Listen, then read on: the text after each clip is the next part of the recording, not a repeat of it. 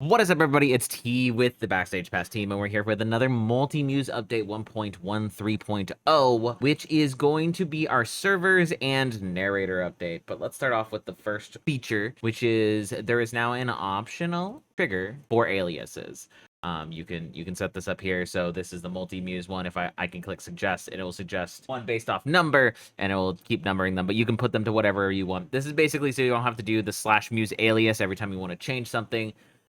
This is useful if you're doing NPCs or you are doing some sort of, I don't know, you have a familiar attached to your character and you don't want to make a whole muse for that familiar. This would be a good use case for having triggers. But what's more cool is we finally have a servers tab in the dashboard. The servers tab will give you all of your server settings like in the /server command. It's the same stuff. It's just laid out in a nice, pretty interface, makes it a little bit more easy to configure, gives you muse feed options, gives you a default tracking mode, mod log. If you have that set up, you can also leave it to none if you don't want the mod log on.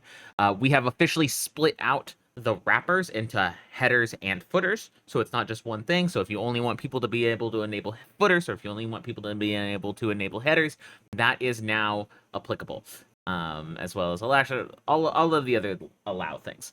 The big feature in this update is what we're calling the narrator. The narrator is a guild scoped muse that is attached to the server, not any one user. It doesn't require shares.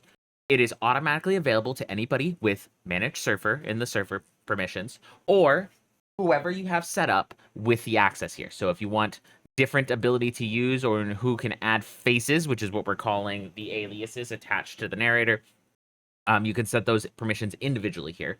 But so if anybody who can use, if I want at least the city council to be able to use, if I want somebody with the roleplay role to be able to use, you can set that up here.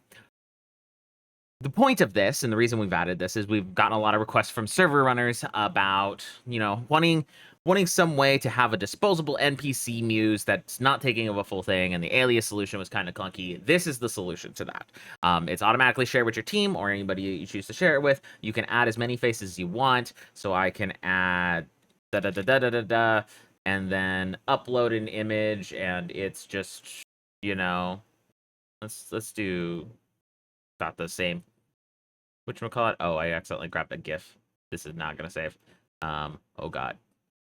Well, I'm going to remove the GIF permissions from that, but if you hadn't picked a GIF and you just come here, click and upload, it has the same normal cropping mechanism as the rest of our muses. Hey, that one works. Briar posting.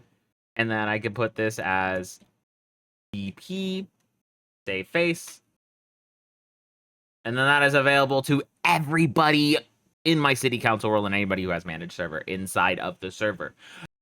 This is easy to delete, easy to edit, just very good, useful for disposable muses. And of course, you can view all of this inside.